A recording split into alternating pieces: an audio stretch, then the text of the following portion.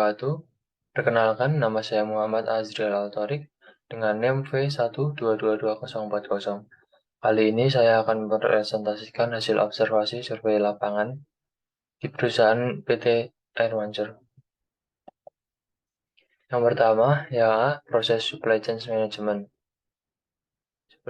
Proses supply chain management dibagi menjadi 3, yaitu sistem rantai pasok hulu, sistem rantai pasok internal, dan sistem rantai pasok hilir. Bagian sistem rantai pasok hulu, bagian produksi memberikan informasi kepada PPIC mengenai jenis bahan baku yang dibutuhkan, sehingga PPIC dapat merencanakan banyak pemesanan dan waktu pemesanan.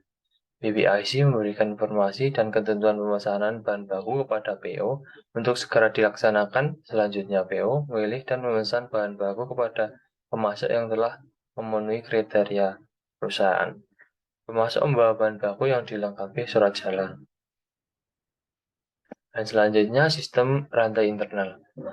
Penanganan bahan baku dilaksanakan sebanyak 2 kali. Pertama, perusahaan akan melakukan pemeriksaan mutu pertama pada pemasok bahan baku. Pihak yang bertugas akan memeriksa kadar air tiap kali menggunakan alat pengecek kadar air dan memeriksa fisik bahan baku. Kemudian melakukan penimbangan untuk mencocokkan berat bahan dengan catatan yang telah diberikan oleh PO kepada pihak gudang Simplisia. Bahan baku yang lolos untuk sementara akan disimpan di gudang karantina. Kedua, perusahaan melakukan pemeriksaan mutu 2, yaitu pemeriksaan kandungan bahan baku sesuai SAM. Apabila bahan baku tidak lolos, pemeriksaan mutu 2 akan dikembalikan kepada pemasok. Sehingga apabila lolos akan dilakukan sortasi bahan baku. Hasil dari sortasi adalah bahan baku murni dan benda-benda asing atau sampah yang nantinya akan dikembalikan kepada pemasok. Selanjutnya, sistem rantai pasok hilir. Dalam sistem rantai pasok hilir, terdapat gudang yang dikondisikan untuk mendapatkan pencahayaan yang cukup. Suhu pada gudang memakai suhu normal dan kelembapan normal. Pekerja yang bertugas akan menjaga kebersihan gudang setiap saat dengan menyapu lantai dan membersihkan kotoran yang menempel pada kardus maupun dinding. Penempatan produk disesuaikan dengan macamnya. Penanganan produk jadi dilakukan dengan menumpuk produk di atas palet agar tidak bersentuhan dengan lantai. Penumpukan juga disesuaikan dengan standar tumpukan maksimal. Kemudian yang B, scheduling pengolahan bahan baku. Pengolahan bahan baku dibagi menjadi 3, daun-daunan, umbi-umbian, akar-akaran, rimpang, dan biji-bijian. Ketiga bahan tersebut akan disertasi. Sertasi bahan baku bertujuan untuk memisahkan campuran antara bahan baku murni dengan benda-benda asing.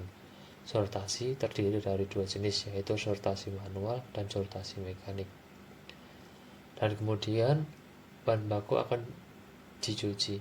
Dalam pencucian bertujuan untuk menghilangkan kotoran yang terdapat pada bahan baku dan menghambat pertumbuhan jamur maupun bakteri pada saat penyimpanan.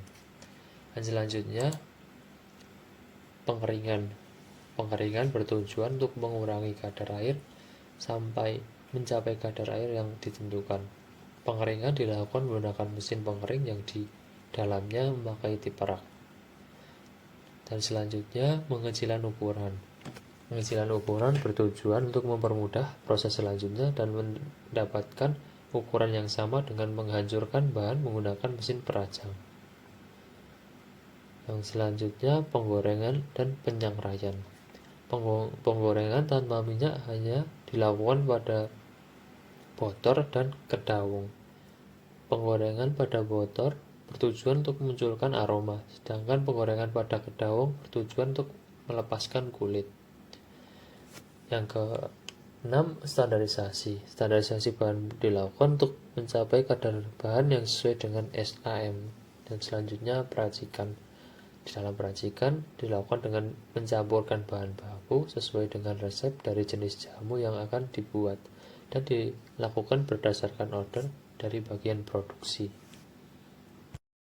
Selanjutnya, menyusun dan meredesain proses dan sistem supply chain management.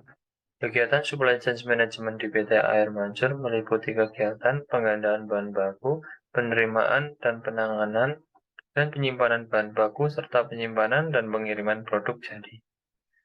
Kegiatan penting lainnya yang menunjang terdiri aliran material, aliran inventory, aliran informasi, dan aliran finansial. Kegiatan-kegiatan tersebut mendatangkan input berupa bahan baku dan menghasilkan output berupa produk. Sistem supply chain management yang diterapkan oleh perusahaan PT Air Mancur dari hulu, internal, hilir sudah efisien dalam pengolahan bahan baku sampai dengan eksternal atau ekspedisi.